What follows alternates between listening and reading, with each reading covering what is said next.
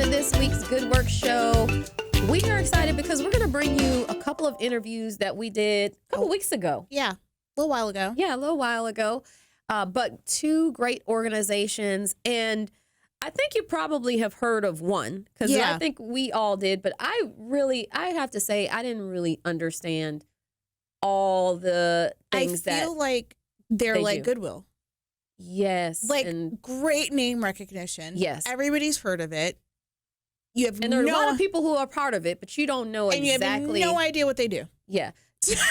Junior League Atlanta is going to come on. So Andrea Smith is going to come on, and she is going to talk to us about the mission of Junior League, how they got started, because that's really unique and interesting, and then what they do out in the community, which, by the way, is a lot. And we didn't really understand that. And there's so many of them. There's thousands. Yeah. I mean, it really does. Now I kind of understand how it really is like one of those things when we start explaining the mission of Goodwill to somebody who just thinks that we have stores, and then they sit there and they're like, I never knew that. Like, that's what I felt like that whole interview was like, I never knew that. Exactly. And I know people who are leaguers, and I know that they do stuff. Yeah, but you just never kind of thought. So anyway, we're going to talk all about Junior League with Andrea when she comes on the show after the break. Again, interviews that we had done a couple of weeks ago. So we're excited to bring that to you.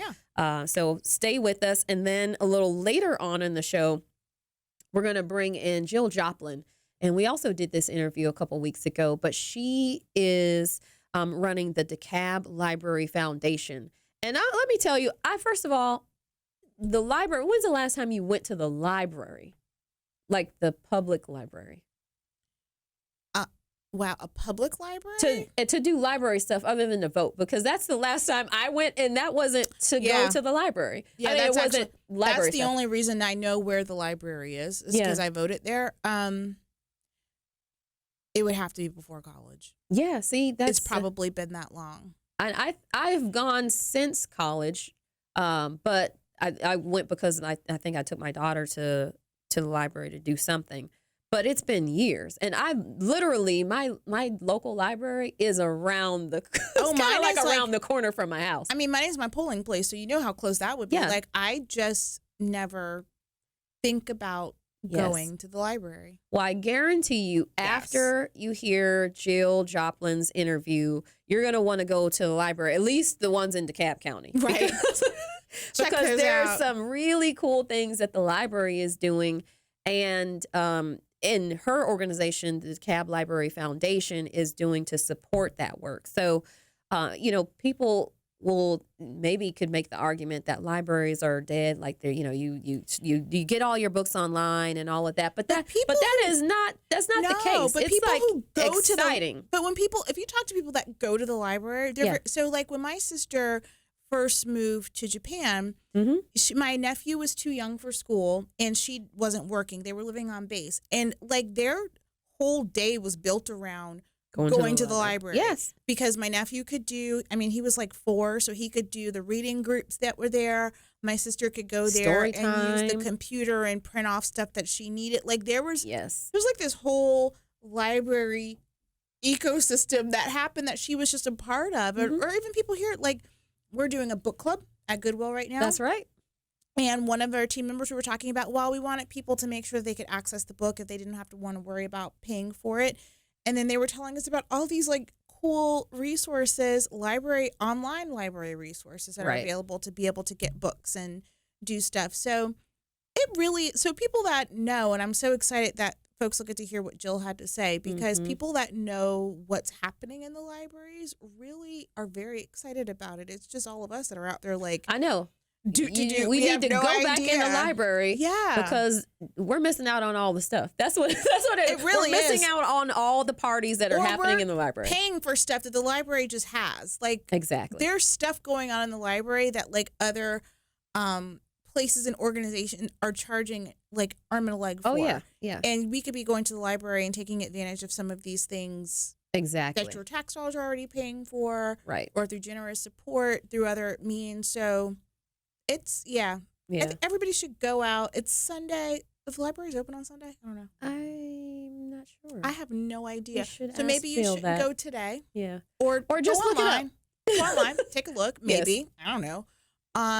But they should the digital portion of the library is probably like 24/7. Sure. Right? So Like, at the very least, you could go. I think if you live in whatever county you go to, you can get a library card for free. I believe I that think that's the case. is similar. I remember that overdue books. Remember when overdue books It's were like a 10 dime? cents? It was Yes. a dime. Yes. And oh man, I was always guilty of I wasn't always guilty, but they used to be 10 cents at school too. Did you ever have that? no. Yeah. So back in school, at least when I remember, you couldn't, like, you had to pay that fine before you could like get out of, like, go to the next grade. I mean, it was usually like $1 or 25 cents because they that didn't was- charge you that Now much. the big thing was when you were in college. Which Oh yeah, is you why can. You have to pay those. Well, I honestly don't. We were talking about this when Jill came in. I'm like, I don't know, other than to give campus tours, that I ever stepped foot in the library when I was in I think I school. went to the library twice. Oh, libraries They're are closed on Sunday. But you in can do DeKalb County. Okay. But you can do your research today, so you know That's when right. you can go. And you need to find the one closest to you. yeah. So that this is your time to plan your library Yes. tour and figure out all. And there's a lot of stuff. So you actually should plan it. And see what's Because- going on. Yeah. So anyway, but yeah, I think I went to my library twice. You know what? So the funny thing is, my daughter graduates in a couple of weeks, whoop, whoop, from Kennesaw State, and so we went to take her pictures on campus. Mm-hmm. She'd never been in the librry. I Never, but she knew where it was. mean, but she'd never been in there. Our And library was on it was in the middle of campus. yeah, But I kids never. today, they don't have books. Well, There my was thing, no- but I can't say I'm a kid today. I mean, this was at a time when you probably I mean, I had some books, but needed not, to go not to a the- lot. But they shouldn't have any, like, in fact, there were kids on campus, or students on campus, I should say.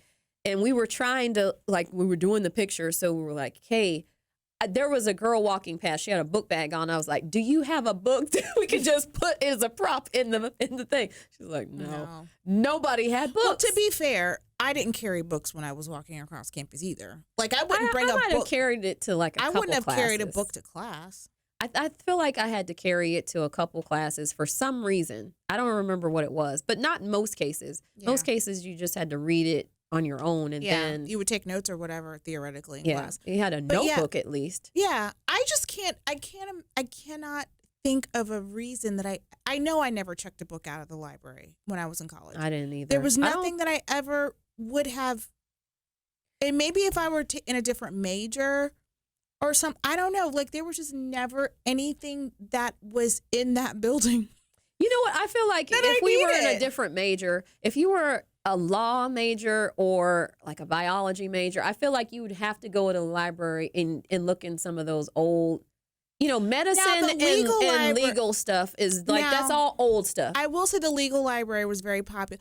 But the legal library was on the law school campus. It wasn't Yeah. on main campus. So like, yeah, the legal. But I even think about like some of my poli-sci classes and that kind of stuff. It just was the work I that didn't we have any were of those. doing. That was my second major, but the work that I did in those classes didn't. It was more of an analysis of current stuff. So like when I did, I don't know, I did Chinese foreign policy, which was actually a very interesting class at the time. But it was more an analysis of the book that we had kind of the historical references in order to do so and then the professor talked about stuff. I just don't remember there having to be like I didn't have to like go research Mao. Like that wasn't a thing. Yeah, I don't know. I think, and I went to the library to work on a group project See, we didn't even do that. Like we would meet because other we just places. had we just needed to, and we needed like the computer, the copy machine, like all in one. Like we were Yeah. trying to get something done at that time, so that was the best place to do it. But See, we anyway, had computer labs in all of our dorms. Like we had yeah, that. we had so computer had labs there those too, but we just spaces. needed. I don't remember why. It was more convenient to meet at the library that I guess day. so. I don't know. Anyway, so library's good, yay. You should listen to hear what's happening in our local libraries here DeKalb County, in that's DeKalb right. County, and then And then these cups, by the way, which you Teaser. will learn soon. It says #GoodWilling. You'll learn very soon next week. Yeah. About what that is all about. So And you'll hear it's it not every just product week. placement. And you will hear about it every week from there on. So And the cups are empty today. I feel like they we are need to empty. put something in there. I know. I have my real cup is over here. So this next is good. time. It is a useful cup. But I kind of feel like you people can use this cup. People probably think if they come into the show at a certain time that there probably is something in this cup. Just saying. Well, we didn't empty the cup. It came guys. in here empty. They did. No, this But anyway, is all natural. This is just how we roll. That's for right. better or for worse. Yes. So anyway, we're coming up on Thanksgiving and want to wish everybody who is a loyal listener, and if you just stopped by and this is your first time, happy Thanksgiving. We hope that you are enjoying your time with your family. I hope that there is something that you can be thankful for. And if not, be thankful that you tuned into this show because it's going to be a good one. If you're and traveling. we're thankful for you for tuning in because Yes, we are. That is the reason that we are all here. So we appreciate you. And we hope, folks, if you're traveling this week, travel Be safe. Yes. We know it can get a little crazy out there. And then make sure that you download the Good Work Show on your podcast. That way, if you're traveling, you can tune in. Yeah, if you've missed some episodes, That's you can. great. We're great airplane listening. Let me tell you. Yes, that is So, true. Go back, download some fill up your whole your stockpile on your podcast app. Yeah. And then hear about a lot of stuff that's happening here in North Georgia because when you get back from Thanksgiving, it's going to be Giving Tuesday. Yes. And you got to be prepared. You got to be prepared. And this will be a great way for you to do that. And we'll talk to you a little bit more about that next week, too. So that's right. Thanks for listening. Happy Thanksgiving, everyone. And we will see you next week. Or actually, no, we'll see you after the break. But then we'll see you next week. Yeah. You're listening to The Good Work Show. To learn more about the show and how your company can tell their story, like us on Facebook and follow us on Twitter @GoodWorkShow. Audience, welcome back to The Good Work Show. We are sitting here with Jill Joplin, and she is the executive director of the DeKalb Library Foundation. Welcome to the show. Thank you. Yes, so tell us about the DeKalb Library Foundation, because I think everybody probably knows that libraries are still around, like they've gone to the library, you probably had a card, but a library foundation, a little different. So tell us all about it. So the DeKalb Library Foundation is a 501c3 organization, and our mission is to provide support beyond tax dollars to DeKalb County Public Library. So we stretch the tax dollars you pay. Your tax dollars pay for the buildings, they pay for the staff, they pay for the books and materials. But the outside funding that we bring in allows library staff to think outside the box, offer different programming, initiatives. In fact, this year the foundation has helped the library offer more than 300 extra programs attended by 7,400 people of all ages. Wow. So if there's like a puppet show in the library, all of that happens because of the work that you're doing. Correct. Okay. Yes. For Fantastic. people who aren't afraid of puppets. Right. It's usually for kids. Well, anyway. Yeah, there's some fun Different stuff. people like different Yeah. things. Exactly. We have something for everybody. Yes. So tell us a little bit more about that. So I know growing up, I loved going to the library, had my library card. I would beg to go because I could go get my books. I like to read. So like libraries have that smell. Yes. Yeah, They still they- have that smell. So talk to us a little bit about why libraries are still so important, and even just the actual physical building. So many libraries now have you can still get your books electronically through the library, but why is that actual infrastructure and then the programming that you do still so important to communities? Yes, because a library can also be like a community center. Mm-hmm. So like I mentioned, we have all these amazing programs. You can come to the library to learn a new skill. We have jewelry making classes. We have sewing machines at 2 of our libraries. So you could come learn how to sew for free. Nice. We have every day, we have traditional story times. We have STEM and STEAM programs. We have free author talks every other day. And we have musical programs. So you can check your books out online or physical books, or you can also come in and learn a new skill or meet new people. Fantastic. And you said free. So is all of the programming free? Or tell us how that works, because I'm just curious now with the sewing machine. And I think I heard of maybe one library having like 3D printing as a class or something. Yes. So yeah, everything is free. And that is where the Wow. Library Foundation comes in. So we raise private funds, and this is, again, beyond your tax dollars. So one program that we were able to initiate for the library is mobile hotspot devices. So I think about 30% of the population may or may not have home internet access. We figured that out in our libraries because when our libraries are closed and our Wi-Fi signal is still on, people sit in the parking lot and access our Wi-Fi. We're able to tell from hits. So we've raised a little bit of money and started it at 5 libraries. We had 75 devices. They were constantly checked out all the time. People would wait at the front desk. When are they coming back in? They would call every single day. And on our user surveys, the number one comment was, when will you add more of these? Can you add more of these? So we raised outside funding. We now have 200 devices across 19 libraries, and they're still constantly checked out. But they're free. Fantastic. Yes. Yeah. Exactly. Wow. I would have never thought that. Ever.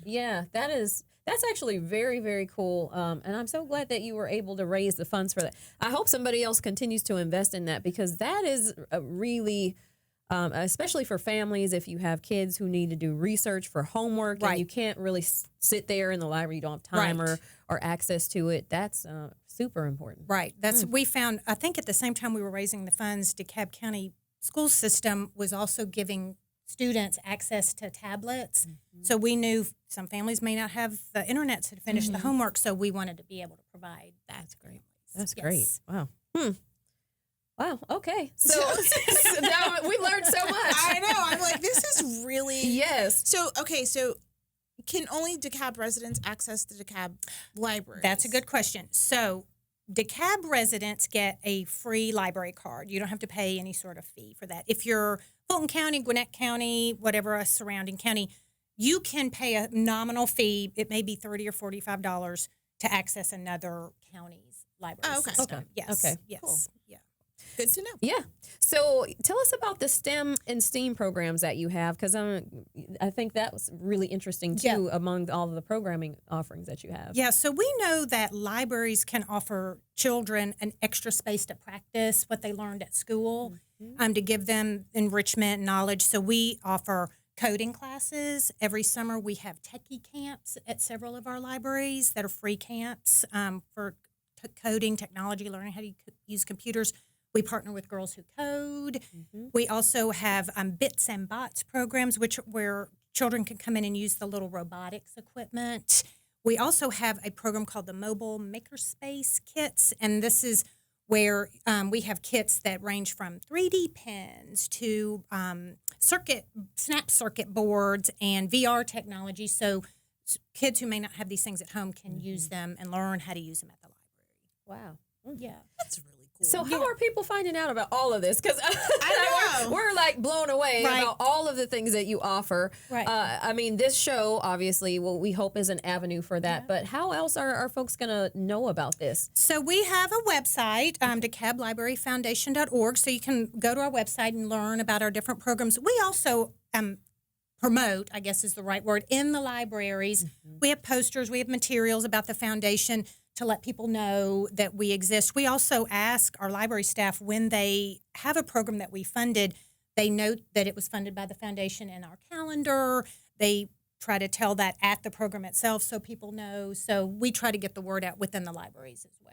Yeah. Cool. Awesome. Awesome. So tell us a little bit about what other programs do you guys have going on out there that are just interesting that people should know about? Yeah, so we know that it's very important for children to read by 3rd grade. So to support families in reading to their children and encouraging that at home, we have 2 initiatives that we have outside funding for. So the first one is 1,000 books before kindergarten.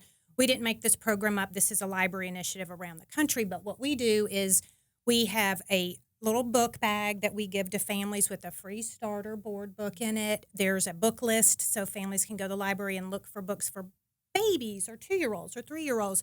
And we also have a reading log so families can track how much they're reading. And then we offer incentives and like stickers and prizes for families who finish. We've given out more than 10,000 of these bags at our libraries. At DeKalb Medical years ago, we gave books out to families that just had babies. And then our librarians go out to daycare centers, Head Start centers, and pre-Ks to also promote this program. And we've had more than 300 families complete the 1,000 books. A lot of times, right when school starts in August, a rush of families will come in right before kindergarten because their children have finished their 1,000 books. We give away a free little dog prize. So that's one way that we're supporting families. And then the other way is a program called Prime Time Preschool. And this is for families with 3 and 4-year-olds. And they come one night a week for 6 weeks. And we have trained storytellers who model a really enriched storytelling environment with open-ended questions so that when families go home, they can then use those same strategies for reading, not just reading the book, but asking questions, making thought-provoking commentary with their child. And that's another program that we're real proud to support across our library system. Yeah. So, I guess knowing what we know now, for me, I was thinking, boy, what are the libraries doing, to survive? Yeah. I knew that you could check out, books online, or you could read them online. The movies were a big thing. Yeah. Like my daughter, when she was young, the DVDs we didn't have that she wanted to watch, the Barney ones, we'd always get the ones because I wasn't going to buy every Barney CD, but she could get them over there. Yeah. So, when people think, boy, libraries are dead, but they're really not. They're just sort of changed and morphed into what you call a community center. Right. But a little bit more than that. It's kind of more of like a learning. I think it's like a learning center. Right. I mean, almost kind of an extension of what you would a traditional school, but really kind of in a way that involves other things and extracurricular things, if you will. Right. And things like you mentioned, I think earlier, 3D printers. We also have a 3D printer at one of our libraries, has a makerspace area lab, and so it's a way that you may not have this equipment at your home, or video equipment and iPads, so that families or children or teenagers can come and learn on equipment they might not be able to afford themselves. Yeah, cool. So tell us how people, now that they've heard about all this stuff, how can people support the work that you're doing? Yes. So go to our website, DeKalbLibraryFoundation.org. One thing we're doing now is we have an initiative called 20 for 20. We celebrated our 20th anniversary last year, and we made a way that people can give monthly, can give $20 a month, and then you become a 20 for 20 donor. And we also have social media, and you can follow us on Facebook. And we are really good about posting pictures about our programs that we support, and that way you can also learn what may be coming up or what we also offer. So follow us on social media. All right, fantastic. And then I Love Library Month. Yes, coming up, right? Or Love Your Library Month. Right. In February, we have Love Your Library Month, and this is the one time of the year that our staff actually help us out. So most of the time, the Library Foundation staff are writing grants or having events. But in February, when you go to the library to get your DVD or check your book out, the staff at the desk might say to you, would you like to support the library by donating $1? And all those dollars across our 23 library locations add up at the end of the month, and then those dollars go back to that library to pay for extra programs at their branch. So in February, look out for information about Love Your Library. All right. Well, fantastic. Jill, thank you so much for coming on the show and telling us all about the things that the DeKalb Library System and then the DeKalb Library Foundation is doing. If you don't have a library card, you probably want to get one because that's your key to all of the programming, right? Okay, so you might not have to pay, but you do have to have a card. Yes. It's like members only, so you got to be a member. Yes. But fantastic work. Thank you so much, and everybody check out their website. Follow them on social media. Thanks for joining us on the show today. Thank you very much. You're listening to The Good Work Show.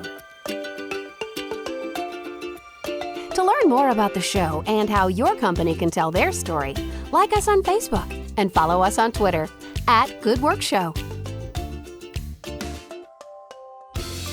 Audience, welcome back to The Good Work Show. We are sitting with Andrea Smith, and she is the president of Junior League Atlanta. Welcome to the show. Thank you so much for having me. Absolutely. So I feel like everybody has heard of Junior League, but if you're not in the league, you probably don't know what it is. Absolutely. But you know when you see it because they're always doing something good in the community. They're always out and about, but you may not know everything that happens in Junior League or where it kind of started. So let's start at the beginning. Tell us about Junior League and your mission. Sure. So the Junior League of Atlanta was started 103 years ago by Iselene Campbell and 45 of her friends. And they started the organization because they wanted to give back to the community. And for over 103 years, we have been a organization that's committed to promoting volunteerism, developing the potential of women, and putting trained volunteers back in the community to do good in Atlanta. Wow. That's Awesome. fantastic. 103 years ago. 103 I know. years ago. And I'm just stuck on the 45 friends. Yes. Like, I don't have 45 friends. Yeah. But 103 years ago, maybe Yeah. you did have fun. Yes, Maybe probably you would have had everybody in 40. town. Yes. I'm friends with you had no choice. I was like, 40. That's like when you see people, That's they a have lot like of friends. 16 bridesmaids, and you're like, I No, don't that's a lot of know that many No, people. same here. Yeah. a lot of attitudes. It is. It is. And if you're friends with me, that probably, yeah. Anyway, so back to the junior league. Yes. So if you were looking for 45 friends, so tell us who's eligible to join, because I think that's one thing. You know, people have perceptions about all kinds of things. People have perceptions about Goodwill. So people may think I'm not eligible to join Junior League. I don't have whatever. So tell us who's eligible and who can join and who you're looking for. Absolutely. So you just need to be a woman of 22 years of age or older. Okay. And we are committed to diversity and inclusion. We are a very diverse group of women. We have women from age 22 up to age 100. Whoa. Wow. Yes. She's like Yes. one of the She, founders. she was there at the beginning. She was one of the 45.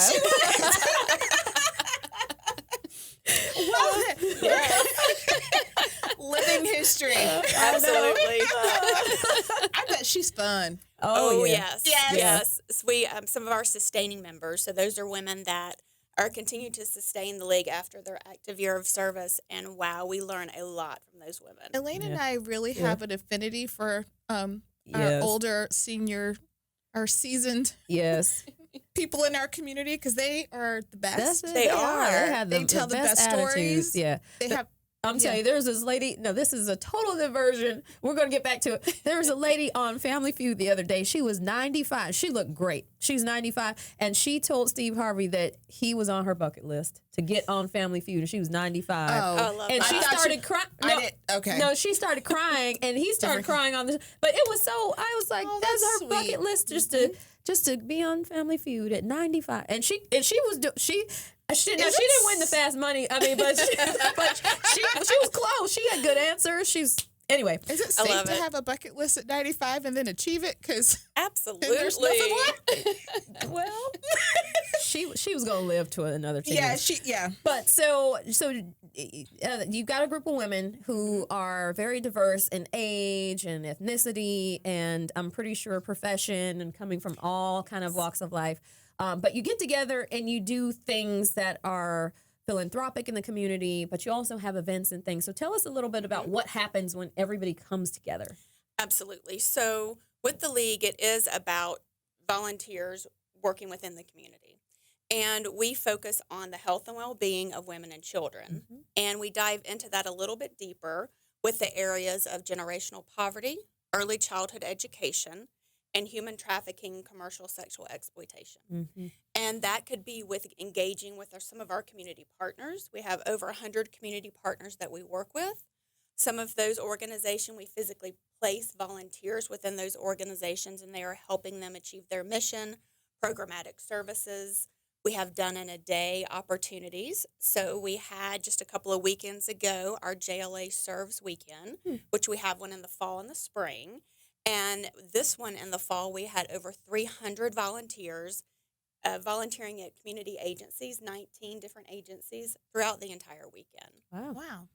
That's pretty cool. So when folks join Junior League, so is it training that they get as part of their membership? So is that how that Absolutely. works? And then you kind of go forth and fly. Is that kind of how? Absolutely. We are training our members to be good civic leaders within the community. I've been in the league for 11 years, and the training experiences that I have received have been just unbelievable. It's helped me get the training that I need to serve on nonprofit boards, to be able to learn to speak in front of groups, to deliver presentations, to know what areas I want to serve in and how to serve and help those organizations. developing your leadership skills as well. Mm-hmm. And that can help you not just in your civic career, but also in your day-to-day job. Yeah. And you got a chance to be a leader within the organization. So, Absolutely. I'm sure there's lots of things that, you get access and connections to people as you're meeting them and representing the league, but then also the leadership role of just kind of being over the group of women. So how many are in the Atlanta chapter? So we have 3,000 women. Wow. 3,000 women. That's a lot of, you got a big job. I do. And we are actually the third largest league in the world. Wow. It's like having 16 bridesmaids. Yes. Yes. Times a lot more than that. That's a lot. The third largest, though, right here in Atlanta. Exactly. So That's was cool. Junior League founded where was it founded? It was founded in New York. New York. Okay. Okay. So I assume they probably have the largest. No? Actually, the other larger leagues are it's Houston, Dallas, and then Atlanta. I feel like the South doesn't it just feel synonymous with the Junior League? I'm just saying. Yeah. Don't you just feel like Southern ladies We do. are Yeah. in the Junior League and they do good work? And I'll also add that in those 103 years, the members of the league have helped start a lot of amazing not-for-profit organizations.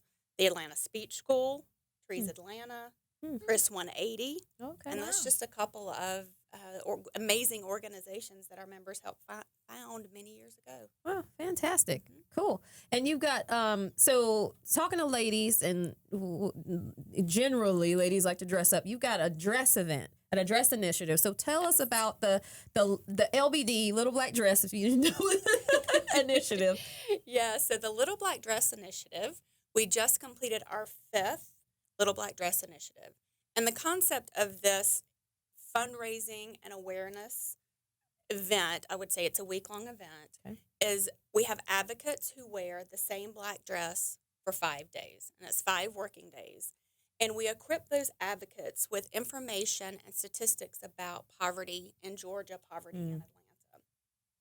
The Little Black Dress Initiative was started with our London League, and they came up with the concept that women wearing the same dress for 5 days, you would be able to kind of feel what it's like to not have options. Mm-hmm. Because you think some of us are able to go into our closet and pick out multiple outfits to wear during the day. If we spill coffee before we leave the house, we can go and change our outfits.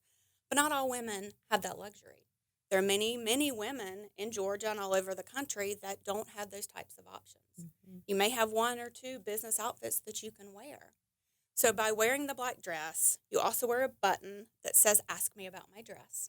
So when people ask you, you're able to talk about the work that the league does within generational poverty, talk about the 1.8 million people living in Georgia that do not have access to the basic needs, food, clothing, housing. And then in addition, we raise dollars to help fund our mission to give back to the community. We had over 70 advocates for our 5th year, and they raised over $75,000. Wow, that's It's fantastic. That's unbelievable. fantastic. Yes, yeah. So talk to us a little bit. So we have to take a break, and then I'm always like, I want to ask you a question, then you'll start talking, and then we have to cut you off. So we got almost We 3 gotta minutes co- left. okay, cool. I can't see. So tell us about another program. So you guys, in addition to sending people out, you guys do sponsor and host a number of different programs within the league. So what's another favorite? So I would say our Journey to Literacy program is one of my favorites, our members' favorites. And it's a hands-on literacy program that began in 2009. It was developed by the Junior League of Atlanta. And it's an opportunity for us to serve in the community, to be able to bring awareness to the great need for early learning and passion for reading. We host events at local libraries, other events within nonprofits, being able to put books in the hands of kids, being able to work with parents on how they can read to their children, the children can read to them. Literacy at an early age is so extremely important. We are able to give books to these kids that may not have books at home. And it's for them to start that passion for reading and for learning at such an early age. Wow, that's That's fantastic. Yeah. So where do you get the books? So we supply the books. Okay. We purchase the books. Sometimes we have people donate books to us to give out. Okay. Okay. Cool. Well, we should talk a little bit more about that because we may have some books that we can get you to Wonderful. to help out. But we have about a minute and a half left, and we want to talk a little bit more about some of the other programs that you offer because there are quite a few. And then we should let our folks know where they can learn more and if they want to join Junior League, obviously. But also if there are organizations or causes that think that they could and they align with your mission, we should give some information about how they can connect with you and kind of learn a little bit more about that. So before we do that, though, tell us how we can find Junior League of Atlanta online and all the social media and everything. Absolutely. So it is jlatlanta.org, and you can find information about becoming a member, how you become a community partner. In addition, we are on Facebook, Instagram, and Twitter. Okay. And we'd love for you to check us out on all of those media channels. Fantastic. So, Andrea, like I said, we're going to take a break and we're going to talk a little bit more about Junior League Atlanta and get everybody some information about how they can get connected with not only with you and the league and then the work that you're doing. So stay with us. You are listening to The Good Work Show. To learn more about the show and how your company can tell their story, like us on Facebook and follow us on Twitter @GoodWorkShow. Audience, welcome back to The Good Work Show. We are excited to be chatting with Andrea Smith, who is the president of Junior League Atlanta. And man, you've got like 3,000 women who are out there doing like cool work every single day. And well, they're not volunteering every single day, I'm sure, but for the They're most cool part, every day. Yes, we are cool every day. Yes. They're cool every Somebody's day. doing something every single day. I guarantee you, with that many, they're always working on things. So we heard about the Little Black Dress Initiative, and then we heard about the early literacy program you have. But there are quite a few others that are around there. And I'm going to tell you, like, I recently got a book as a cookbook, or like a Junior League Yes. cookbook. Yeah, I was at an event and there was part of the giveaway bag, and there was a whole cookbook. And you talk about like Southern women, all of the recipes are like butter and cream. Potatoes. The way it's supposed but to it's be. it's all, and I guess it's a collection of recipes from the Junior League members over years. Yes. So I mean, this is a total diversion from what I was going to ask you anyway, but I just thought about that book. I was like, I have this cookbook that's It's probably really good. yeah, it's all the stuff that you know, and it has like the entertaining, like what you need to do to host the party. It's like a really that's cool kind cool. of. yes. So I think I've seen this book. we've probably had have. cookbooks for many, many Do years. you all sell it as a? Because I went to an event at Von Mar a couple years ago. Yes. Okay, and did you have the book there? We had the book. We had the book there because that was actually we have discontinued our cookbooks, and that was a failure to our cookbook. Okay. Well, then you have a collector's item then. Yeah. Yes, yes. we still have some at headquarters. Okay. Okay. But the cookbooks have spanned over many, many years and been part of the Junior League International. Mm-hmm. So when we go to some of our conferences, you would trade cookbooks. Okay. So Well, I that's have cool. cookbooks from leagues all over the country, Yeah. and they are fantastic. Yeah. Now the international. Did the international groups have cooks? So like, do you have? There's leagues internationally, Yeah, right? because she says Yeah, yeah, from London. in Canada, So the UK, and Mexico. Do you have those books? I do not, unfortunately. Okay, because I'm like, I bet those are really good too. Because Yeah. if you think about like a Southern grandma, like if you had like a Mexican grandma who Yeah. like, Well, the San Antonio cookbook okay, is fantastic. We have some from Santa Fe. I have one from New Orleans. That's Oh, fantastic. that's probably fun too. now yeah. the member who's 100, does she have a recipe in the cookbook? She I probably do not know does. the answer to that, but I'm sure she did at some point Okay. in Yeah. her life. So I'm Yeah. like, whatever that recipe That's is. the one that That's you the best want. one. But so talk to us about some of the other programs because we mentioned the black dress and obviously the cookbook was kind of off topic, but lots of different ones that you have. Yes. Yeah. So since we're talking about cookbooks, then I will talk about our Kids in the Kitchen program. Okay. And that was developed by our international organization back in 2007. And that is an opportunity for our members to work with kids and talk to them about healthy eating choices. So not using that cookbook. Not using that cookbook. Or at least altering the recipes a little bit. Right. Yeah. Yes.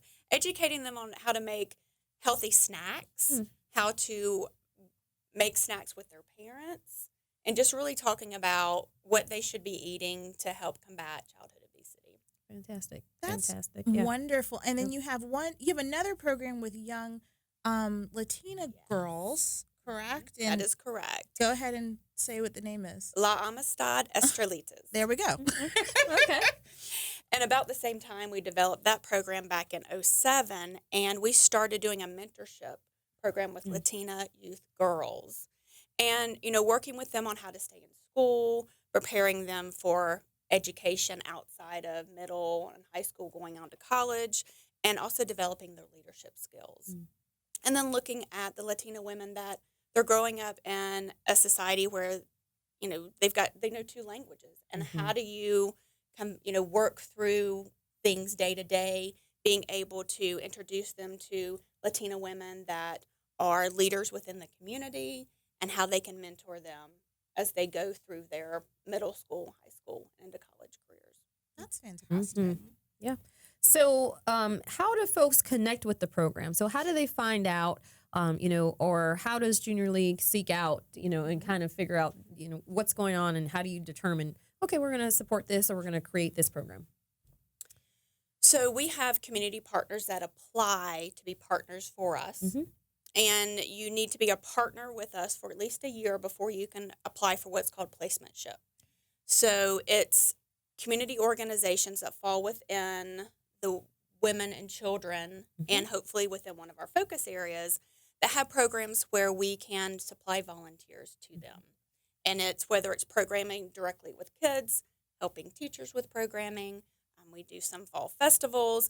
They submit an application of an idea of a program that we have where we can be beneficial with volunteers, and then in addition, some granting dollars to help with that programming cost. Cool. All right. So, and they should do that through the website? Through our website. Okay. And then, so for the people who are participating, so like with the kids in the kitchen and that kind of stuff, so they would enter through the partner organization. Is that how that works, or would that be a direct through you? So it's directly through us. So you have to be a member of the league to be able to participate or lead, say, a Kids in the Kitchen program or Journey to Literacy. So as a member, each year you have what's called a placement. That could be a community placement where we're working out in the community, say with the Atlanta Botanical Gardens or Georgia Center for Child Advocacy, or we're doing Kids in the Kitchen. And so for a year, that will be your placement. So for example, as president of the Junior League, that is my placement for the year. Okay. And we have some internal placements where you're serving on the board of directors or overseeing a council. But we are placing about 500 women in community placements who are out in the community serving with those organizations. And you get to choose what placement you want to have for each year. And you can continue to choose the same placement year over year, or you can try and do different placements each year. Cool. Fantastic. So what do you do for fundraising? And because you said you mentioned grants. So are the women doing fun? Like, tell us all about how the money comes in, because that's a mechanism too that you're giving and being able to pour into other nonprofits. Absolutely. Yeah. So of course we have the Little Black Dress Initiative that we spoke about earlier. Yep. We have our Sham Rock and Roll race, which is a 5 and 10K race that we have been having for many years. That is a big fundraiser for us. In addition to our Tour of Kitchens and our Toast to the Tour, that is a party that celebrates the success and service with Tour of Kitchens. And then we have amazing members that support us through individual giving. We have lots of great corporate sponsors and partners. And that's how we're able to raise our dollars and give those back to the community. So then the greater community can participate in these events? So like your Tour of Kitchen. So, I mean, apparently we're just talking about food right now. So now I just need to know what's There's involved. A theme here. I'm like, now I'm hungry. So what's involved in Tour Kitchens? Because that just sounds, is it kind of like Tour Homes? But, yes. Okay. It's amazing kitchens. So cool. Like personal kitchens or like professional kitchens? It's a little bit of both. So it's professional designers will submit their amazing kitchens in the homes you just get to go in and snoop in people. That's awesome. You just get to be in people's houses and look at their stuff. You go through their drawers. No, what you're kind not of you have in here? I just want to like open the refrigerator and be like, if you have this really, maybe like you have this super fancy, really cool, and then you open it and it's like mustard and like a pack of batteries. Like you just want to know what's in the refrigerator. That's all they could afford after the refrigerator. Got this designer kitchen and I've got mustard. So okay, sorry. So what happens in it? So obviously, I'm not allowed to ever go. So if you see me buy a ticket, it's like Yeah, you can't go Gonna on be the tour watching homes. you. You're not supposed to touch people's. You're just supposed to walk through it. And you get on me about the museums. At least it's not touching people's personal effects. I'm sure that refrigerator was cheaper than whatever it is that you're touching when you go to a museum. They have a price tag on that stuff Probably. at the Louvre. Yes. Okay. So tour of kitchens. Yes. What happens? I'm sorry. That's okay. Okay. So on each day on the Saturday and Sunday of Tour Kitchens, we have different homes that you're able to tour. It spans from 6 to 7 each day, and you get to go and tour the kitchens. There's some demonstrations at the kitchens, whether it's food demonstrations or giveaways, and it's presented by Atlanta Homes and Lifestyle Magazine, and it's just amazing to see some of these kitchens. And I'm a big cook, so you go in and it's like, I want that, I want that. Yeah. And Yeah. it's a big fundraiser for us, and it's a lot of fun. I mean, get some girlfriends together, purchase some tickets, get a driver, and go around and go to all the kitchens and pick out how you want to remodel your own kitchen. There you go. Yes, If you have yeah. a remodeling project, that's a good plan to have. Exactly. Yes. Yeah. Get all your ideas from the professionals. Cool. So folks can sign up for those things and find out about the event schedule on your website? Correct. Okay. All right. Yes. Cool. And then is there a certain time of year that y'all do membership drives, or is it just come as you are? Like, how does that work? That is a great question. So we will begin opening up applications and having membership interest events starting at the end of February, beginning of March. Okay. So you can also look on our website for that information. And we will take applications through the end of our league year, which will be through the end of May. And then we will pair all of our potential members with an ambassador to be able to learn a little bit about them, let them learn about the league. And then they will begin what is called their provisional year at the end of the summer, which it should begin in August. And then they will have a full provisional year where they learn all about the Junior League, who we are, what we do, service projects. It's an amazing year as you begin to learn about the league. And so then you can figure out where you want to serve as you begin your first year active year. Okay. Great. And so Junior League Atlanta, is it only for if you live in Atlanta, or is it Metro Atlanta? Because there's a DeKalb, and right. So there's So tell us about and I'm sure you all kind of get together too. We do. We have the Georgia leagues are amazing. We have a great relationship with them. So you have to live or work in Metro Atlanta to be a member of the Junior League of Atlanta. So what does that mean? Is that Fulton County? Is that City of Atlanta, in a 5 to 10 mile radius. Okay. Yeah. That's I mean, cool. we have some members that work in downtown, but live south of the city and Live or work. That's live or work. All right. Yes. So like everybody. Pretty much. Okay. So, anybody. Anybody. Well, Andrea, thank you so much for telling us all about Junior League. Give us the website really quickly again. jlatlanta.org. All right. Thank you so much for being on the show. We appreciate it. Thank you for having me. You're listening to The Good Work Show.